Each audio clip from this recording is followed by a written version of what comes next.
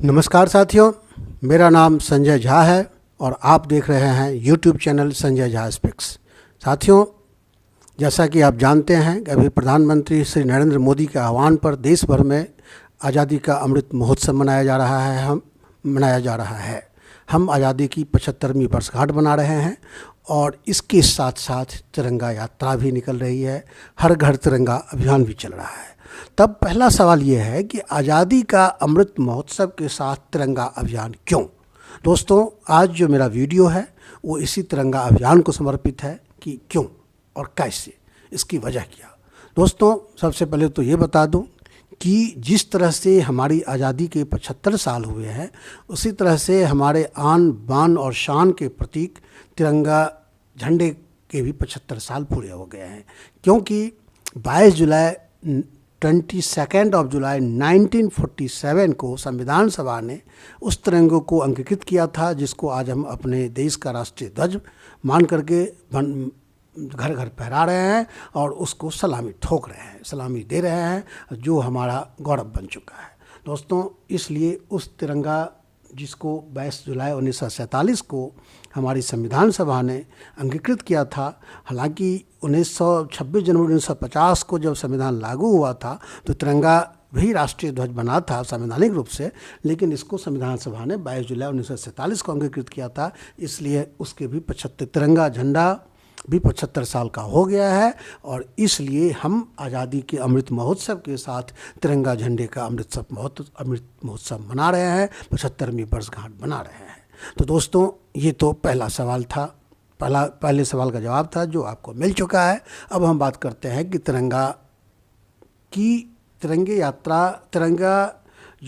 झंडा है अपना, उसकी यात्रा कहाँ, ये जो आजकल जिस झंडे को हम फहरा रहे हैं वो इस मुकाम तक, इस डिज़ाइन तक कैसे पहुंचा। तो दोस्तों, इसके कमोबेश 6 स्टेप्स हैं।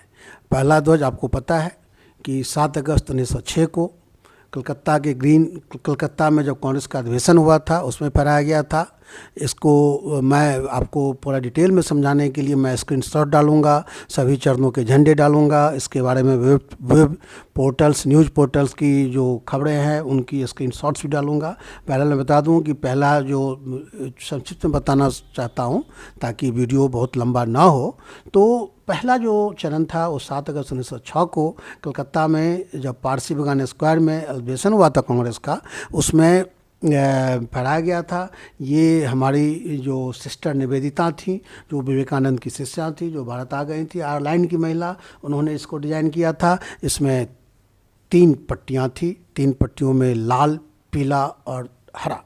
लाल पट्टी पर 8 वृत्त थे, 8 छोटे छोटे वृत्त से गिरे।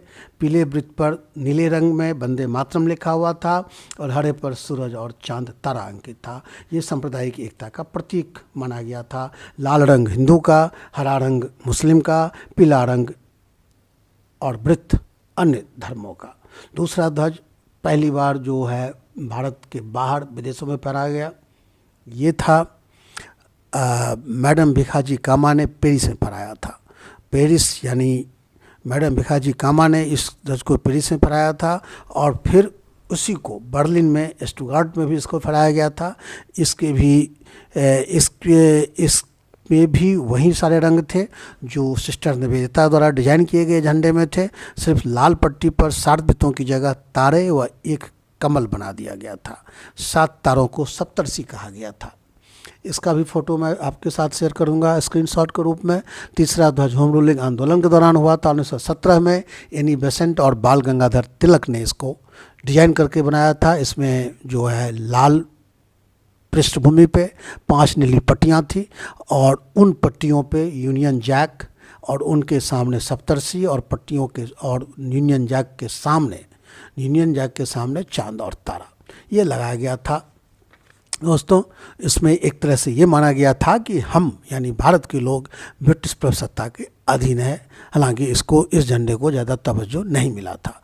अब आप बात करते हैं चौथा ध्वज 1921 में, जहाँ से तिरंगे की यात्रा को वास्तविक यात्रा हम मान सकते हैं।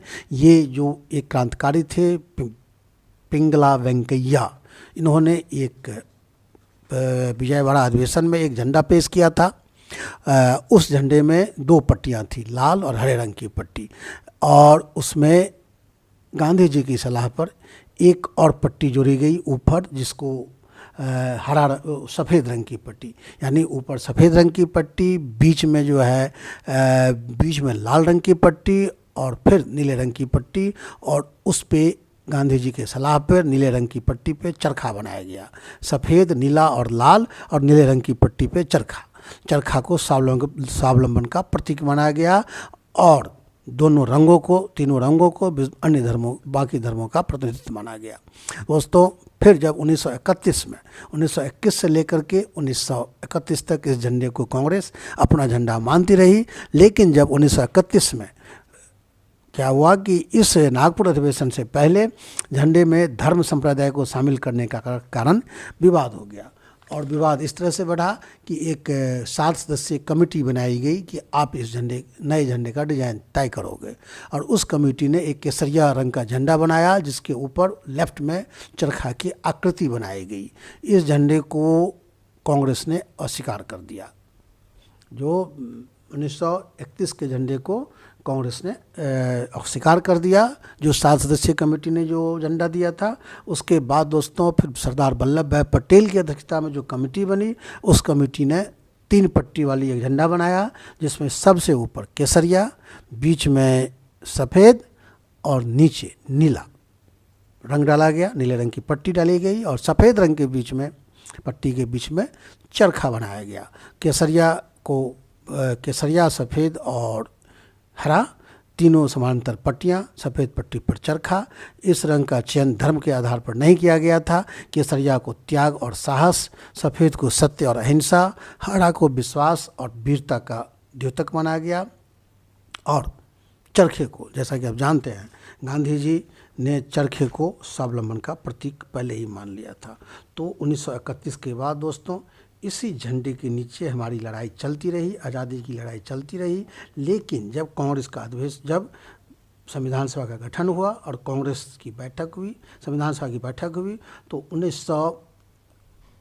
22 जुलाई 1947, 22 जुलाई 1947 में संविधान सभा की बैठक में इस झंडे को जो है नहीं माना गया, क्योंकि ये कहा गया कि इस झंडे को कांग्रेस ने स्वीकार कर रखा है। तो अगर जब ये झंडा किसी एक दल का झंडा है, तो इसे राष्ट्र का झंडा नहीं माना जा सकता, और इस कारण इस तिरंगे झंडे पर विवाद हो गया, जिसके बीच में चरखा था। उसके बाद जब संविधान सभा में जो प्रारूप समिति के अध्यक्ष थे, ड्राफ्टिंग कमेटी के, तो अपने डॉक्टर भीमराव अंबेडकर साहब ने, उन्होंने ये कहा कि उन्होंने चरखे के स्थान पर बुद्ध चक्र को रखने की सलाह दी। बुद्ध चक्र, जिसमें 8 तिलियों वाला बुद्ध चक्र।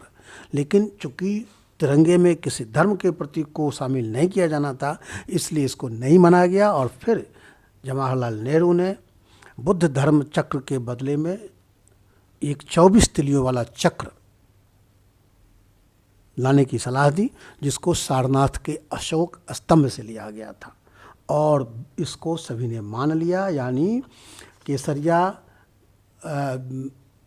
सबसे ऊपर केसरिया पट्टी, बीच में सफ़ेद पट्टी, नीचे नीली पट्टी, और फिर उस हरी पट्टी, और फिर नीली नहीं, हरा, याद ध्यान किया, हरी पट्टी, और बीच में जो है 24 तिलियों वाला चक्र, अशोक चक्र।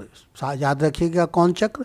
अशोक चक्र, जो कि सारनाथ में अशोक स्तंभ से लिया गया था, और इसको संविधान सभा ने मंजूरी दी। चक्र को प्रगति का प्रतीक माना गया, हरा रंग को हरियाली और उन्नति का, सफ़ेद रंग को सत्य व शांति का, और केसरिया को बल व पौरुष का। तो इस तरह से 26 जनवरी 1950 को जब हमारा संविधान लागू हुआ, तो इससे भी राष्ट्रध्वज के रूप में अपना लिया गया अशोक चक्र वाले तिरंगे को। तो दोस्तों, अब यहाँ पर एक नया टर्निंग पॉइंट है, जिसके बारे में आप सभी को जानना जरूरी है। गांधी जी ने कभी नहीं चाहा कि तिरंगे झंडे में अशोक चक्र को स्थान मिले। वो हमेशा इस पक्ष में रहे कि चक्र के जगह पर चरखा ही रहे। चरखा गांधी जी ने सबसे पहले आपको याद होगा कि विजयवाड़ा अधिवेशन में जब उनको सामने वेंकैया पिल्लई ने वो डिजाइन किया था वो 2 रंग का झंडा, जिसमें नीला था ऊपर, नीचे लाल था, तो उन्होंने एक हरा रंग सफ़ेद रंग डालने को कहा था और उसमें चक्र डालने को कहा, तो चरखा डालने को कहा था। तो उसके बाद ये चरखा वाला डिजाइन बना था। और फिर बाद में 1931 में जब वो चरखा वो आया केसरिया झंडा वाला, तो उसमें भी चरखा डाला गया। और फिर 1931 में सरदार वल्लभ भाई पटेल ने जिस तिरंगे का कंसेप्ट दिया उसमें भी चरखा ही था। 1947 तक यही चरखा वाला तिरंगा जो है वो कांग्रेस का और देश का झंडा बना रहा। तो दोस्तों गांधी जी ने कहा था कि चरखा केवल सूत काटने वाला उपकरण नहीं है जो गरीबों के रोजगार और आमदनी मुहैया कराएगा। इसका मतलब कहीं अधिक है।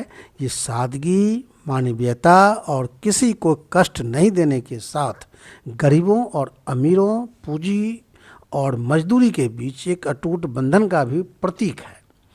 इसलिए गांधी जी ने चरखा को अपने तिरंगे में स्थान देने के लिए कहा था। लेकिन दोस्तों जब गांधी जी को पता चला कि तिरंगे में चरखा को हटा दिया गया है तो उसने बहुत नाराज़गी जताई। वो 1947 में उसमें लाहौर में थे, तो उन्होंने कहा कि खुलेआम कहा कि जब उनको ये पता चला उन्होंने कहा कि मैं भारत के ध्वज में चरखा हटाए जाने को स्वीकार नहीं कर सकता। अगर ऐसा हुआ तो मैं झंडे को सलामी देने से मना कर दूंगा। यानी उन्होंने तिरंगे को सलामी देने से मना कर दिया क्योंकि उनकी बात नहीं मानी गई थी। लेकिन दोस्तों ये जो है गांधी जी की बात थी और नेहरू जी की बात थी। आप पहली बार देख रहे हैं कि स्वतंत्रता के आंदोलन में गांधी जी की बात नहीं रखी गई, क्योंकि नेहरू जी एक व्यापक परिप्रेक्ष्य में सोचते थे।